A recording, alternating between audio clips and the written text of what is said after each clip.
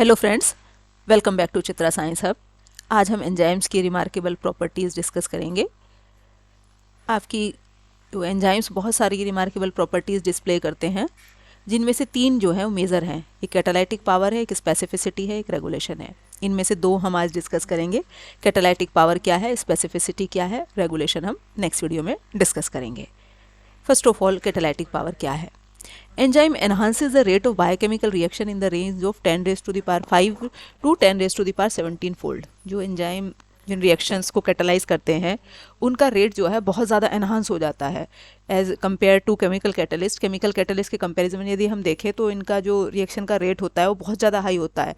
मतलब जो है वो 10 raise to the power 5 to 10 raise to the power 17 fold इतने तक बढ़ जाता है। Most biological reactions do not occur at a applicable rate in the absence of enzyme. और बहुत सारे बायोकेमिकल रिएक्शंस इस तरह के हैं जो एंजाइम की एब्सेंस में होते ही नहीं हैं। एक सिंपलेस्ट एग्जांपल है हमारा बायोलॉजिकल सिस्टम का, hydration of carbon dioxide catalyse bye the enzyme carbonic anhydrase. Carbonic anhydrase एक एंजाइम है जो आपका कार्बन डाइऑक्साइड का हाइड्रेशन करता है। ये रिएक्शन जो है हमारा रेस्पिरेटरी साइकिल का एक स्टेप है। जो कार्बोनिक एनहाइड्रेज है ये हाईली एफिशिएंट एंजाइम है which can catalyse the hydration of 10 raise to the power 5 carbon dioxide molecule per second. ये जो कार्बोनिक एनहाइड्रेज हमारा एंजाइम है ये 10 raise to the power 5 carbon dioxide molecule का पर सेकेंड में हाइड्रेशन करता है। This carbonic anhydrase catalyse reaction is 10 raise to the power 7 as fast as uncatalyse reaction. यदि हमारा ये हम कार्बोनिक एनहाइड्रेज यदि इसमें कैटलिस्ट ना लें तो उस केस में हमारा रिएक्शन का रेट स्लो हो जाता है। और मतलब कितना फ़र्क पड़ जाता है जब हम एंजाइम लेते हैं एज ए कैटलिस्ट की तरह, तो 10 raise to the power 7 times reaction का रेट बढ़ जाता है। दूसरा एग्जाम्पल है shown by the enzyme triose phosphate isomerase. क्या करता है ये एंजाइम? इंटर कन्वर्जन करता है ग्लिसरॉल्डिहाइड 3 फॉस्फेट का और डाईहाइड्रोक्सी एसीटोन फॉस्फेट का आपस में इंटर कन्वर्जन करता है ये एंजाइम ट्रायोज फॉस्फेट। और ये एंजाइम जो है रिएक्शन का rate 10 raise to the power 9 fold तक बढ़ा देता है। The optimum condition for enzyme catalysis are usually milder. जो दूसरी तरफ जो एंजाइम कैटालाइसिस के लिए जो कंडीशंस होती हैं वो केमिकल कैटालाइसिस के कंपैरिजन में माइल्ड कंडीशंस होती हैं। जैसे मॉडरेट टेम्परेचर है, पीएच वैल्यूज़ न्यूट्रलिटी के करीब होती हैं। और दूसरी तरफ जो है हमारी जो केमिकल कैटलिस्ट में हम जो कंडीशन लेते हैं वहाँ हाई टेम्परेचर है, हाई प्रेशर है, मतलब कंडीशन जो है इस तरह की लेते हैं। इसके केस में हमारी क्या है कंडीशन, माइल्डर कंडीशन में हमारा जो है एंजाइम्स जो है कैटालाइसिस शो करते हैं। In contrast, efficient chemical catalysis requires large temperature and extremes of pH। जैसे कि एक एग्जाम्पल है industrial synthesis of ammonia bye Haber's process requires temperature 700 से 900 केल्विन के बीच में रिएक्शन इतना टेम्परेचर देना होता है जब अमोनिया की सिंथेसिस होती है हैबर्स प्रोसेस में।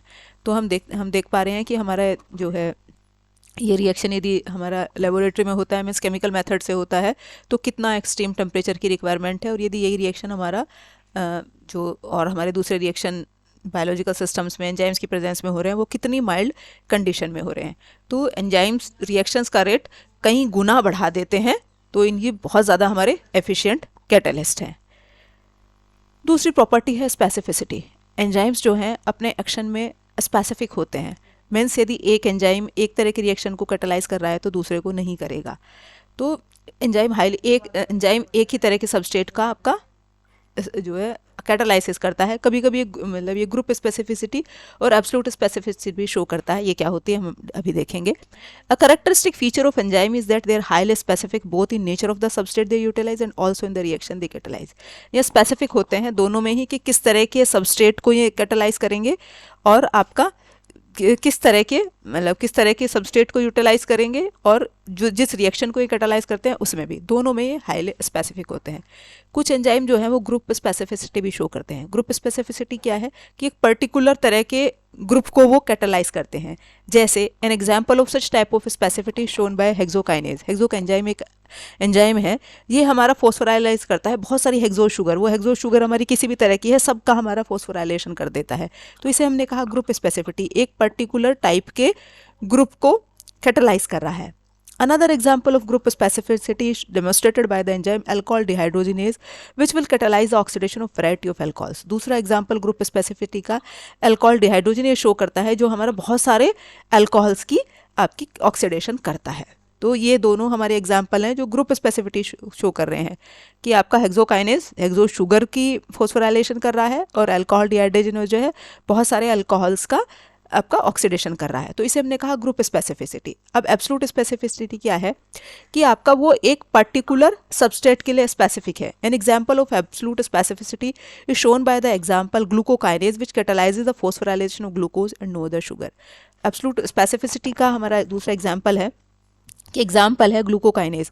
तो ग्लूकोकाइनेज जो है वो केवल ग्लूकोज का ही फॉस्फोराइलेशन करेगा, दूसरी शुगर का नहीं करेगा, चाहे उसके पास 6 ही कार्बन आपका चाहे क्यों नहीं आप हैं carbon number of atom number of carbon atom भी बराबर है तब भी वो नहीं करेगा। तो एब्सोल्यूट स्पेसिफिसिटी ये है कि यदि वो आपका ग्लूकोज का फॉस्फोराइलेशन कर रहा है तो किसी और दूसरी शुगर का नहीं करेगा। इस तरह के स्पेसिफिसिटी शो करता है ग्लूकोकाइनेज।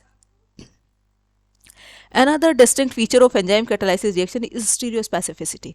एंजाइम्स जो हैं आपके स्टीरियोस्पेसिफिक होते हैं। स्टीरियोस्पेसिफिक मतलब यदि दो आइसोमर्स हमारे होते हैं, कोई आर है या एस है, तो दोनों की आपका जो है दोनों की आपका वो रिएक्शंस जो है डिफर शो करेगा। आर अलग तरह से रिएक्ट करेगा उसकी प्रेजेंस में एंजाइम के, एस अलग तरह से रिएक्ट करेगा। An example of stereospecificity shown by the enzyme yeast alcohol dehydrogenase. ये एंजाइम है हमारा ईस्ट अल्कोहल डिहाइड्रोजिनेज।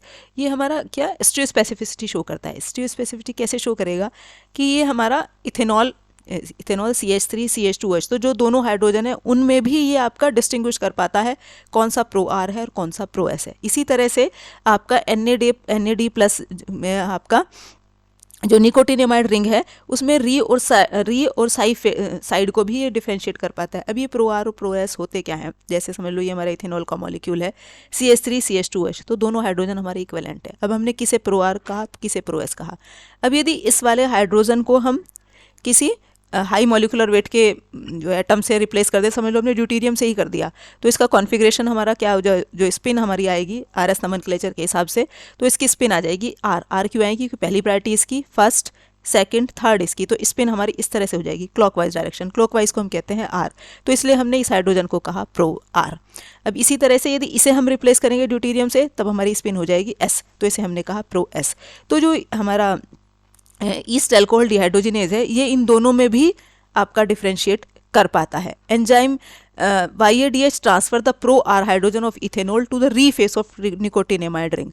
ये जो एंजाइम है ईस्ट अल्कोहल डिहाइड्रोजिनेज ये केवल प्रो आर हाइड्रोजन का ट्रांसफर करता है, प्रो एस का नहीं करता। और किस पे करता है, आपका री फेस की तरफ करता है। री फेस और आपका साई फेस क्या होते हैं, यदि हमारे समझ लो दो सब्स्टिट्यूएंट लगे हुए हैं 1 2 3, यदि हमारी स्पिन जो है क्लॉकवाइज डायरेक्शन में है तो कन्फिग्रेशन है री, ऐसे एंटी क्लॉकवाइज है तो है साई।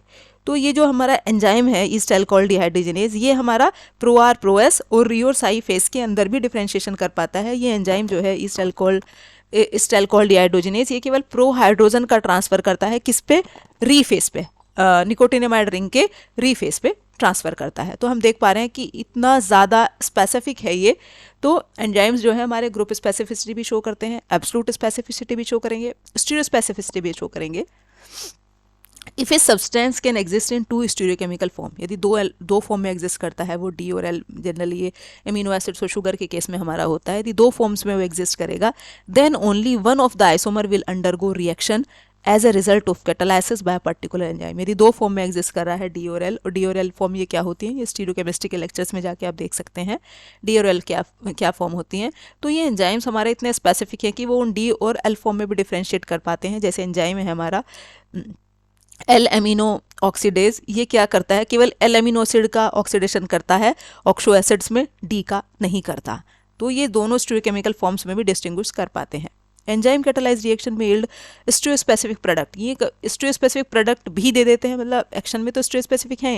यदि प्रोडक्ट हमारे रिएक्टेंट के पास कोई एसिमेट्रिक सेंटर नहीं है और आपका तो ये हम यहाँ क्या करते हैं, ये स्टीरियोस्पेसिफिक प्रोडक्ट भी बना देते हैं। एंजाइम कैटालाइज्ड रिएक्शन में yield stereospecific product even when the substrate does not possess asymmetric centre, यदि प्रोडक्ट के पास हमारे सबस्ट्रेट के पास एसिमेट्रिक सेंटर नहीं है तब भी ये एसिमेट्रिक प्रोडक्ट बना देते हैं। जैसे कि फॉर एग्जांपल है glycerol kinase catalyses the conversion of glycerol into L glycerol 3 phosphate.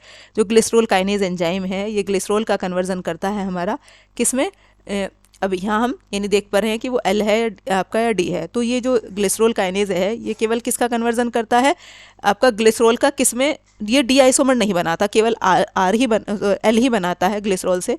तो ग्लिसरॉल से केवल ये एल ग्लिसरॉल 3 फॉस्फेट ही बनाएगा, डी बिल्कुल नहीं बनाएगा।